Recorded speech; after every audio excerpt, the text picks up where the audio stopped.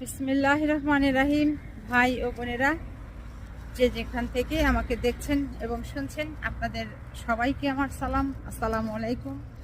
আশা করি আপনারা ভালো আছেন, আমিও ভালো আছি। UK property gossip by Tasmina YouTube চ্যানেলের পক্ষ থেকে জানাই শুভেচ্ছা। আজ আগস্ট মাসের 29 তারিখ, বৃহস্পতিবার 2024। এই মুহূর্তে লন্ডনের তাপমাত্রা আছে 20 ডিগ্রি সেলসিয়াস।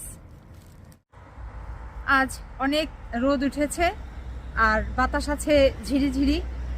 খুব সুন্দর, একেবারে দারুণ ফাটাফাটি একটা আবহাওয়া, আলহামদুলিল্লাহ। তো যা হোক, কাজ শেষ, এখন বাসায় যাচ্ছি। আজ বাসায় যেতে যেতে আপনাদের সাথে যে বিষয়টি নিয়ে কথা বলবো সেটা হলো যে লন্ডনে যারা বসবাস করছেন, বাংলাদেশি কমিউনিটির ভাই বোনেরা যারা, তারা এটি শুনে উপকৃত হতে পারেন, বিশেষ করে যারা বাড়ি কিনতে চাচ্ছেন। আমি গত 2022 সালের সেপ্টেম্বর মাসে ইংল্যান্ডে 2 বেডরুমের একটি টেরেস হাউস কেনার জন্য উদ্যোগ নেই। সেই জন্য আমি হ্যালিফ্যাক্স ব্যাংকে একটি হাউস লোনের জন্য আবেদন করি। আবেদন করবার পর ওই ব্যাংক আমার কাছে অনেক কাগজপত্র চায়, আমি সেগুলোও ব্যাংককে প্রোভাইড করি। এরপর আমার সেই কাগজপত্র যাচাই বাছাই করে ব্যাংক আমাকে জানায় যে ব্যাংক কর্মকর্তারা আমাকে জানায় যে তারা দুঃখিত, আমাকে ব্যাংক লোন দিতে পারবে না। তখন আমি জানতে চাই যে কেন তোমরা দুঃখিত, দিতে পারবে না। সেই প্রেক্ষিতে পুনরায় ব্যাংক আমাকে জানায় যে আমার ক্রেডিট স্কোর ভালো না, বিধায় তারা আমাকে ব্যাংক লোনটি দিতে পারছে না। এখন এই ক্রেডিট স্কোরটা কি সেটি আপনাদেরকে আমি ছোট্ট করে একটু বলি। এই ক্রেডিট স্কোরটা হচ্ছে এক ধরনের আমলনামা। এটা এক ধরনের আমলনামা হচ্ছে এই জন্য যে কেউ যখন যুক্তরাজ্যের কোনো ব্যাংকে বাড়ি ঘর প্রপার্টির বিপরীতে ঋণ চায়, তখন তারা ক্রেডিট চেক করে।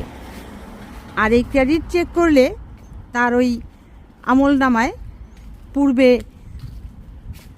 ওই ব্যক্তির কোনো প্রতিষ্ঠান থেকে ঋণ নেওয়া আছে কিনা, থাকলে সেই ঋণের পরিমাণ কত, কিংবা সেই ঋণ নিয়ে সেটির যে মাসিক কিস্তি সেটি সে সঠিকভাবে দিয়েছে কিনা, ইত্যাদি ইত্যাদি সব কিছু ওই ক্রেডিট স্কোরে ধরা পড়ে যায়। তো আমার কোনো ব্যাংকে ঋণ ছিল না, কিন্তু আমার বেলাতে ঘটেছিল অন্য আরেকটি কাহিনী। সেটি হলো এরকম যে আমি গত 2021 সালের ফেব্রুয়ারি মাসে বাসা বদলি করেছিলাম। এই বাসা বদল করার পরে 2021 সালের মে মাসে পানির একটি বিল সম্ভবত 260 পাউন্ড আমার পুরনো বাসার ঠিকানায় এসেছিল। এবং এরকম মার্চ মাস থেকে শুরু করে প্রায় 6 মাসে ওই পানির কোম্পানি, থেমস ওয়াটার কোম্পানি, প্রায় 6টি লেটার আমাকে তারা পাঠিয়েছিল ওই পুরনো বাসার ঠিকানায়। যেহেতু আমি বাসা বদল করে অন্যত্র চলে গিয়েছি, অন্য বাসাতে চলে গিয়েছি, তাই ওই চিঠিগুলো আমি আর হাতে পাইনি। তখন ওই থেমস ওয়াটার কোম্পানি যেটা করেছে, তারা এই মানিটাকে উত্তোলন করার জন্য মানি রিকভারি একটি প্রতিষ্ঠানকে দায়িত্ব দিয়েছে।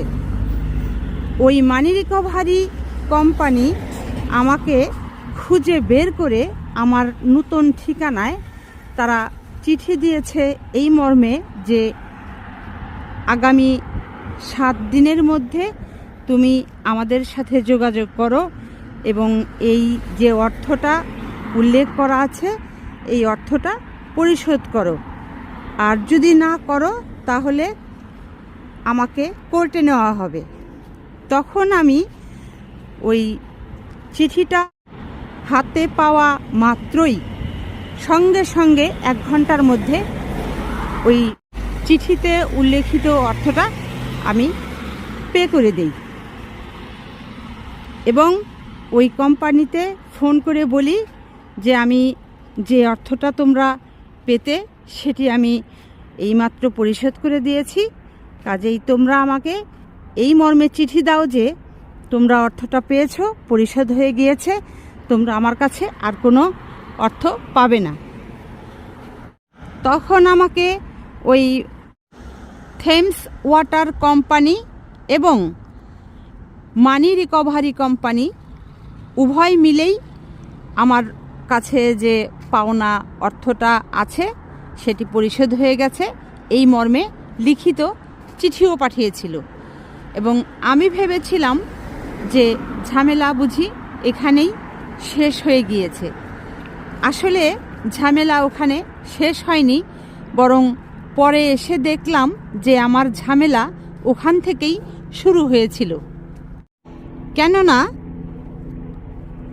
হ্যালিফ্যাক্স ব্যাংক যখন আমাকে রিফিউজ করলো হাউস লোন দিতে এবং আমি তাদেরকে জানতে চাইলাম যে কেন আমাকে লোন দেওয়া হবে না, তখন হ্যালিফ্যাক্স ব্যাংক আমাকে এরকমটাই জানিয়েছিল যে যেহেতু থেমস ওয়াটার কোম্পানি তোমার কাছে বিলের অর্থ পেত কিন্তু তুমি সেই বিলটি যথাসময়ে পরিশোধ করতে পারোনি বিধায় তারা মানি রিকভারি কোম্পানির কাছে তোমার এই কেসটি রেফার করেছিল।